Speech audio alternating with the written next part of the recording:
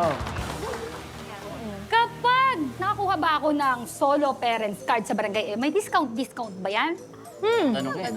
Alam mo, Nay, palagay ko meron naman. Kaya lang, ang hindi ko sure kung kapareho ng privilege yon ng mga nakukuha ng mga may hawak ng senior citizen tsaka PWD card. Alam niyo yun din yung tanong ng isang tatay na solo parent. Uy, Oo. totoo yan. Yung tatay na solo parent na hingi sa atin ng tulong ngayon sa Alan Aksyon Agad, yan ang gustong malaman.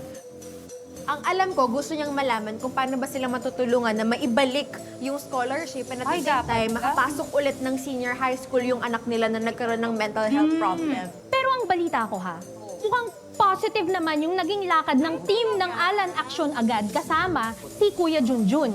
Kaya mabuti pa, alamin natin ang buong kwento dahil kasama ngayon ni Kuya Alan si Kuya Junjun.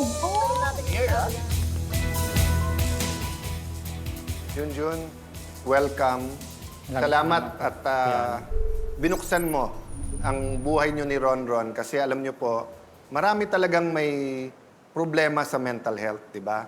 Lalo nitong pandemic, yung mga professional sa mental health, kukonti. Kaya kailangan talaga magtulong-tulong tayo lahat. Pero para malaman ng ating mga kababayan, kwento mo ng konti yung nangyari sa anak mo at kailan mo na simulan na makitang hindi lang to ordinary na kalungkutan. Kuya Alan, kaya po ako lumapit bilang solo parent. Gusto ko na pong i-enroll uli yung anak ko, bumalik sa eskwela. Ayon po sa private school, mawawala raw po kasi yung mga privileges ng isang estudyante na galing public school na lumipat sa private school. Kaya po ako nakapag-aral yung anak kong si Ronron is dahil po sa PhilHealth.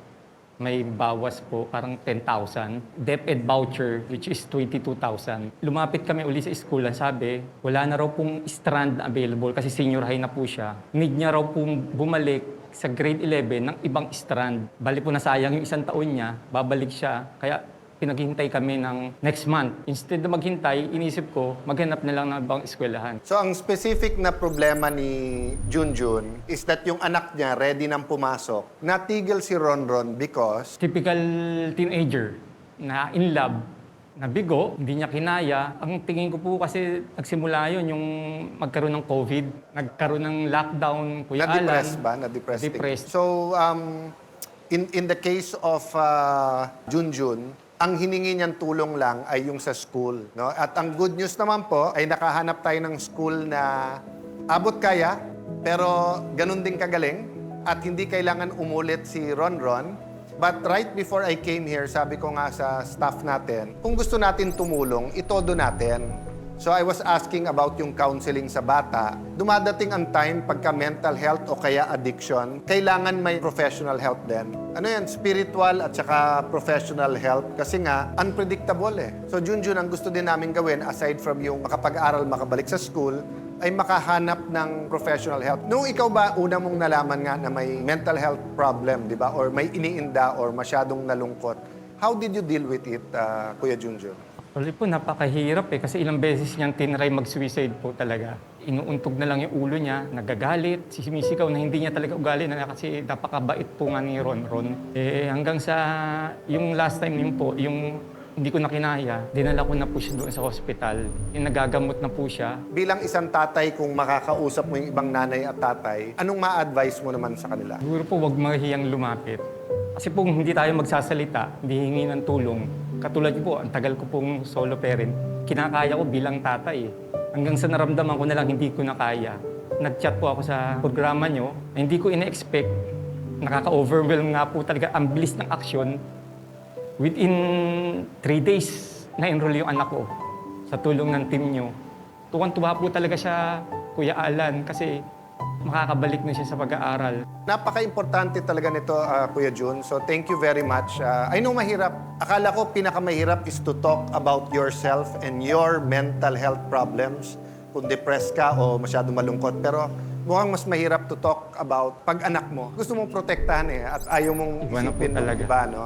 But I thank you na you came forward. So ang gagawin na lang po natin kasi inumpisahan ng Maritim na gusto nilang i-compare. Ano naman ang privilege pag ikaw ay solo parent. But alam mo, malalim yan. So I'll ask ang ating lawyers, ito yung privileges ng isang solo parent.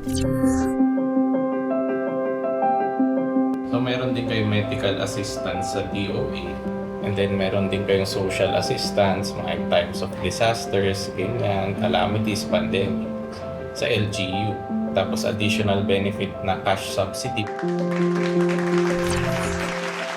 Maraming salamat sa mensahe mo, Kuya Jun, at sa Kuya pagpunta Alan, mo dito. salamat. Ha? So, umpisa pa lang ng tulungan natin to, ha? Ano po, Kuya Alan?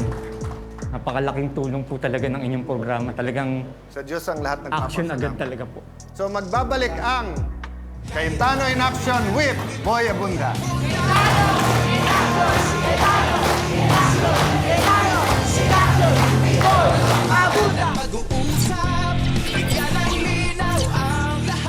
Cayetano in Action with Boy Abunda would like to thank Siomai King, ang hari ng siomai. JC Organic Barley, live healthy, choose good life. And Seimada from La Luna Cafe. Come home to a delicious tradition. We're located at 103 ML Quezon Avenue, Hagonoy, Taguig. 7. Visit at B6, Bonifacio High Street, BGC, Taguig.